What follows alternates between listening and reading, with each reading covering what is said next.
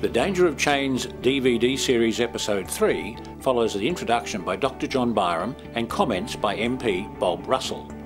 Now Conservative MP David Amess explains his views on the report High Street Britain 2015.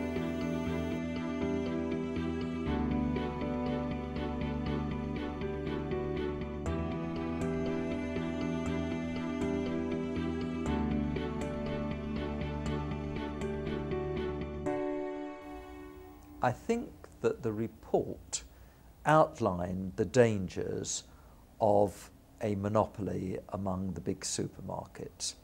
Whilst they're trying to establish that position, there may be some gain for the general public, but once their position has been established, then they will have an absolutely dominant situation whereby they can charge any price they want and no one will have any alternative. But putting all that to aside, what about the quality of shopping? You used to go into a little shop and the shopkeeper would have time to talk to the customers, particularly when you have an ageing population and lots of elderly people who aren't rushing to go to work and enjoy a bit of a chat among the counter. I think the quality of life has definitely been eroded through the dominance of supermarkets.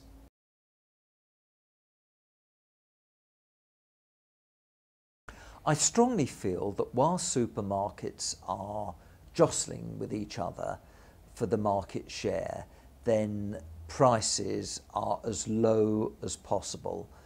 Buy 3, get 1 free and all that sort of thing. But once the dominance of 1 or 2 supermarkets is established, we have a cartel situation, we have a monopoly situation, and they can charge what they like. And at the end of the day, it's the consumer who will suffer. I think with only 1 or 2 big suppliers, choice will decline and price will gradually be increased. Because obviously the supermarkets aren't some sort of charity. They are commercial enterprises looking for maximum profit.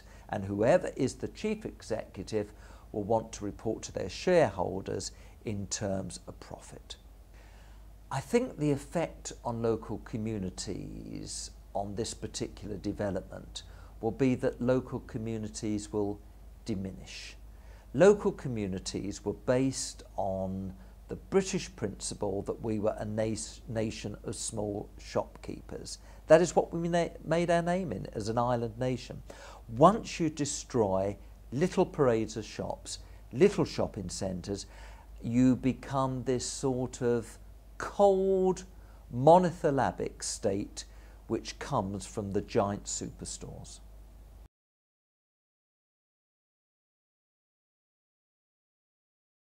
I think the reason that we need diversity is because we are a dynamic society. We are a society made up of individuals.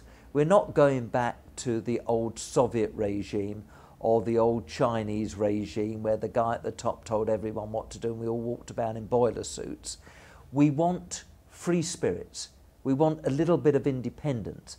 But once you have dominant supermarkets, no one has got any opportunity to shop elsewhere. They're all in a position whereby they have to go along to the supermarket. They've got a monopoly situation. Very, very bad for democracy and for community spirit.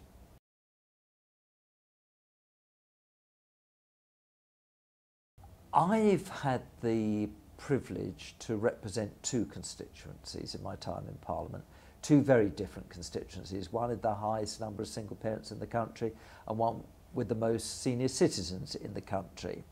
And I've at first hand seen the real value of local shops.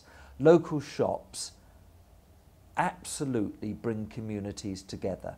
Supermarkets could never, ever achieve that.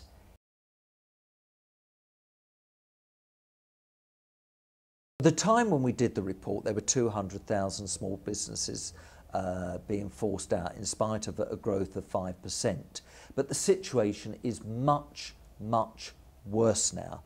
The supermarkets have grown out of all proportion. When you go to some of our major towns now, they're completely dominated by supermarkets. So if anyone thinks that this is a scaremongering tactic in terms of our recommendations in the report, they need to look at the evidence.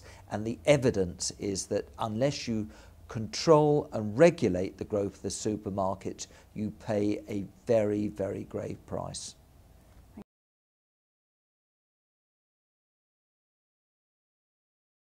I think that really is because the United Kingdom government has had considerable difficulty since the last election, not least the collapse of the world economy and the UK economy. So that really has affected the implementation of our recommendations. But I think it's even more important that as we come out of our economic difficulties, that these recommendations are acted on. And as chairman of the group, that is what I intend to see happen.